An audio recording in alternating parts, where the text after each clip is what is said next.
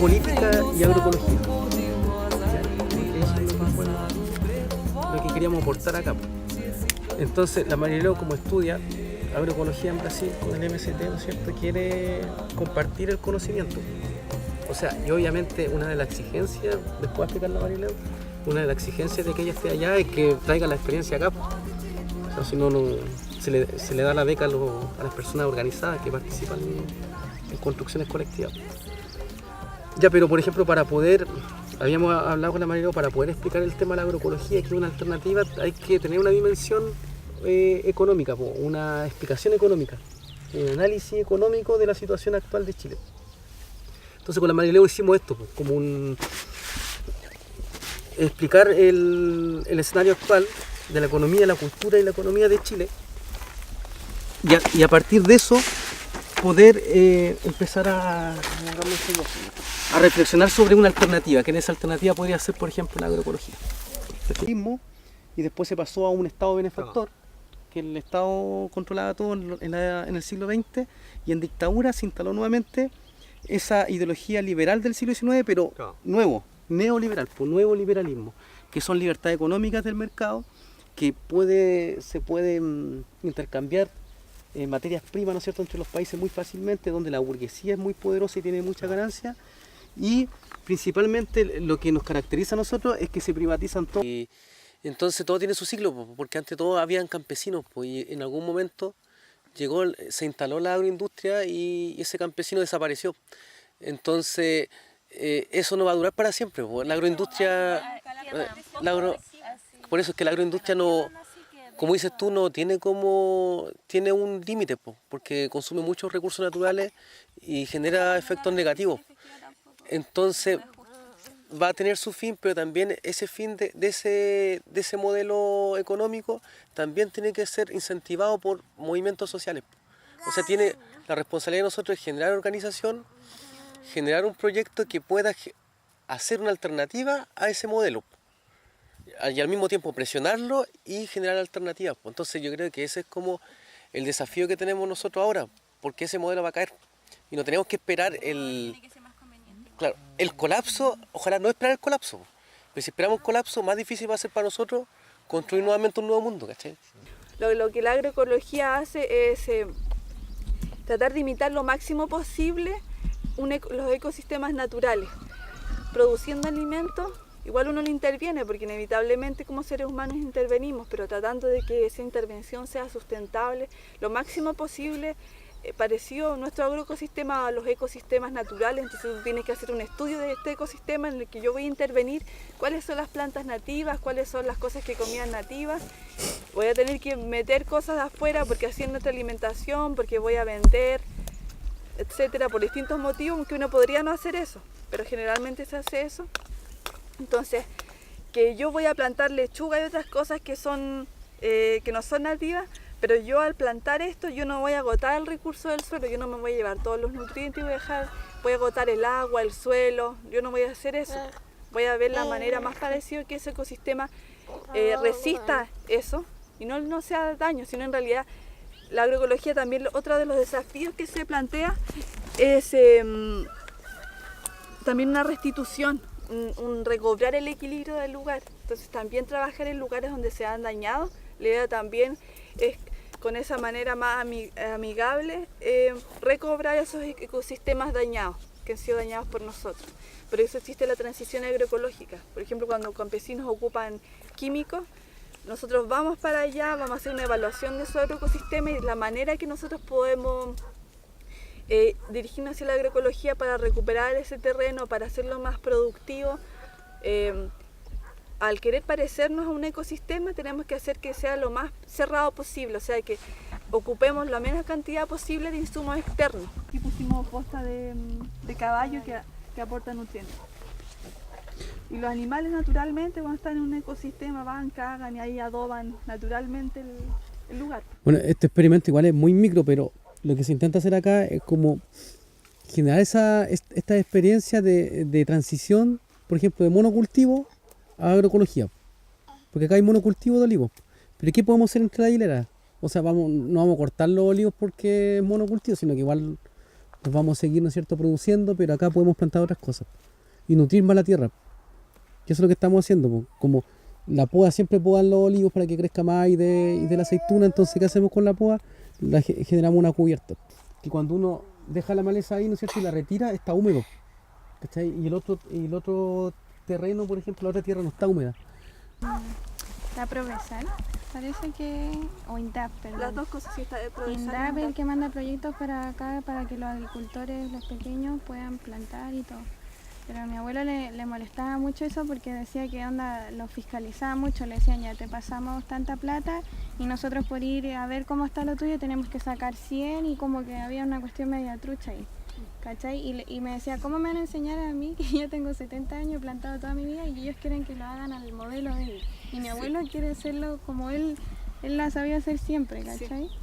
Entonces, pero como que siento que no permiten que pase eso, como que los agricultores como mi abuelo que ya no plantan, antes plantaban porotos, no sé, pues toda su comida la tenían, ahora ya no se da eso. Es que ellos también, como todas las instituciones que estábamos viendo, esa gente de las personas que trabajan en INDAP y les dan ciertas exigencias, es porque quieren que todos aspiremos a un modelo productivo. Y en realidad lo que hacen, si uno lo mira como más a largo plazo, es que sea insostenible. La gente en distintas partes del mundo empezó a ver que el recurso del suelo se estaba agotando, que las producciones no eran tan buenas, que las plagas estaban atacando. Bueno, pero vamos a ir un poquito más atrás en la historia, cuando éramos recolectores y cazadores, transhumantes. ¿Cuánto tiempo, cuántos años? Mira? Bueno, nosotros vivimos como especie, como Homo sapiens, vivimos aproximadamente 200.000 años, más o menos, en comunidades cazadoras, recolectoras de frutos y raíces. Y por lo tanto nos configuramos a través de sociedades horizontales y democráticas, ¿bien? Donde no había patriarcado, donde no había propiedad privada, donde no había acumulación ni excedente. Por lo tanto, cuando nos dicen, esto es de las teorías ecológicas, de la ecología social, cuando nos dicen que el ser humano por esencia es ambicioso, igual la historia nos demuestra lo contrario, porque hemos vivido la mayor cantidad de nuestra vida como especie, hemos vivido en sociedades democráticas, horizontales.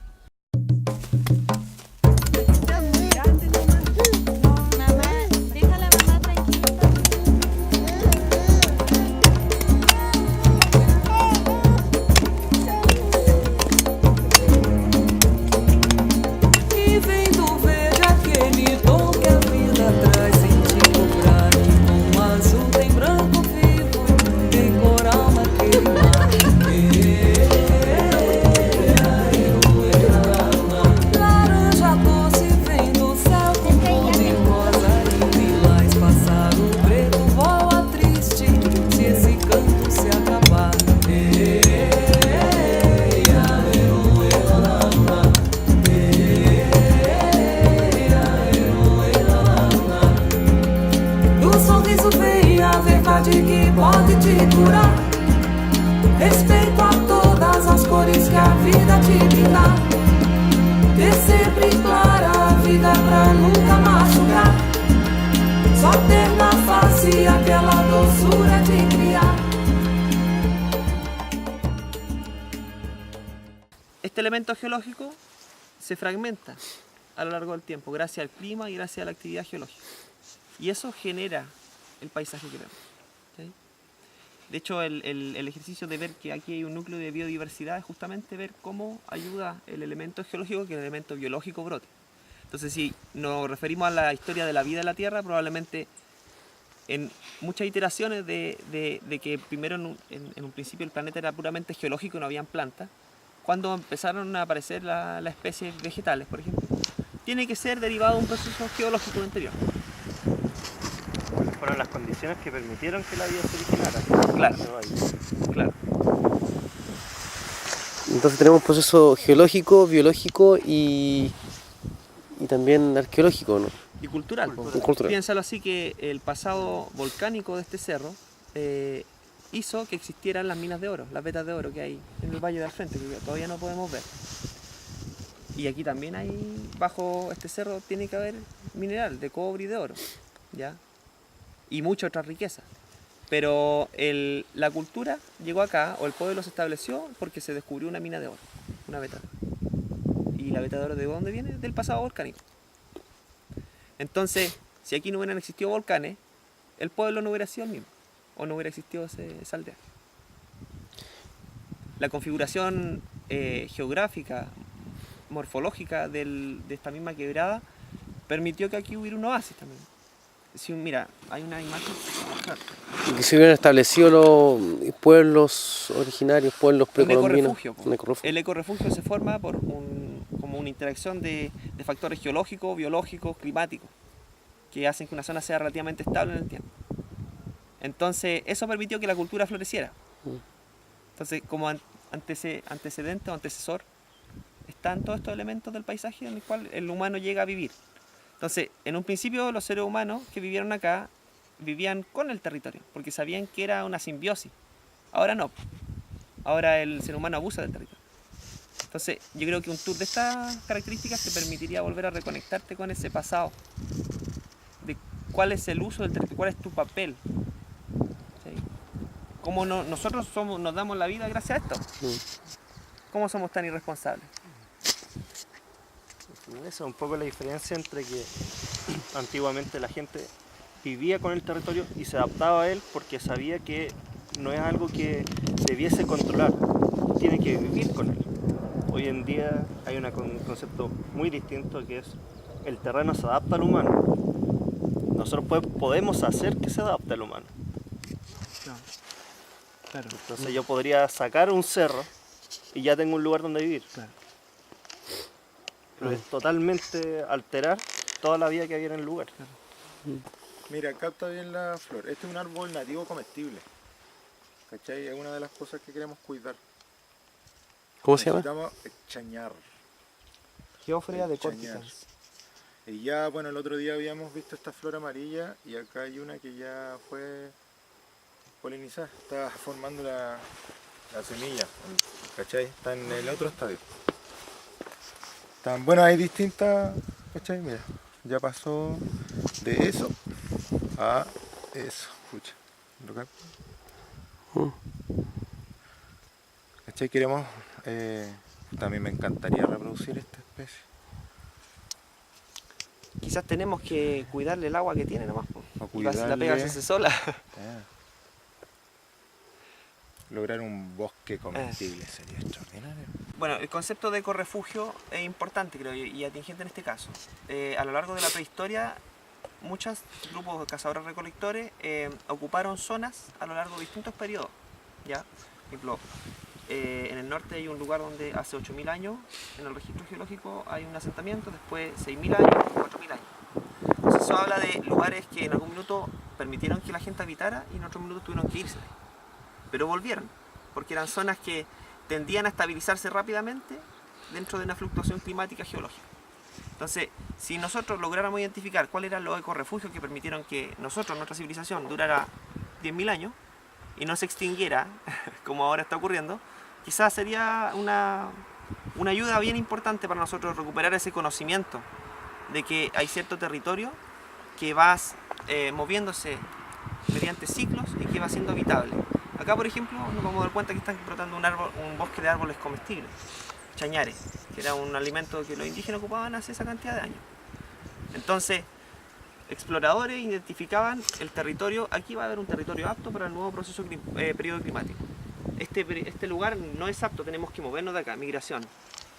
Y como tenían menos apego a migrar, porque necesitaban alimentarse, se movían a un ecorrefugio. Entonces, identificar los ecorrefugios en Chile yo creo que sería una pega súper interesante porque necesitaría muchas disciplinas para poder establecer. Mira, aquí desde las condiciones, desde los puntos de vista biológico, climático, geológico, es un lugar relativamente seguro para este periodo, por ejemplo. ¿Cómo? Viviendo así. Entonces, si las sociedades antiguas tenían esse conocimiento, quizá ellos lograron vivir 10.000 años. Eso lo explica. E vendo verde aquele dom que a vida traz pra te curar. E com o azul tem branco vivo, tem por alma aquele mar.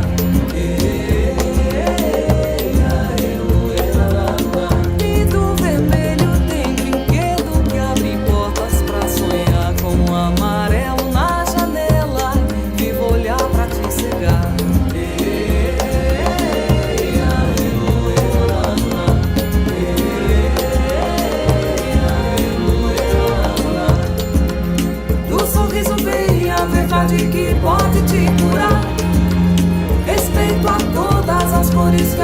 vida te brindar. Ter sempre clara a vida pra nunca machucar. Só ter na face aquela doçura de criar. Do sorriso vem a verdade que pode te curar. Respeito a todas as cores que a vida te brindar.